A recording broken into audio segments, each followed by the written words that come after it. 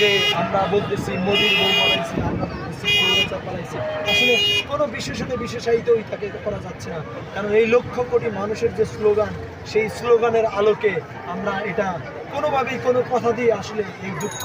আমরা কোনোভাবেই মিটিগেট করতে পারতেছি না। কারণ লক্ষ কোটি মানুষ যেভাবে রাস্তায় নেমে এসেছে,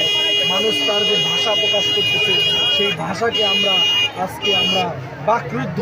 কোনো ভাষা দিয়েই, কোনো বিশ্লেষণ দিয়েই, আপনি যত বড় শিক্ষিতই হন, যত বড় সাংবাদিকও হন, আজকে আপনি কোনো ভাষা দিয়েই হয়তো আপনি আজকে তাদের এই জনগণের যে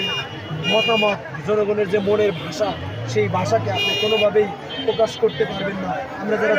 জার্নালিজম করি, আমরা যারা সাংবাদিকতা করি, আমরা যারা শিক্ষক প্রফেশনে আছি, আমরা যারা যে প্রফেশনে আছি, সেই প্রফেশন থেকে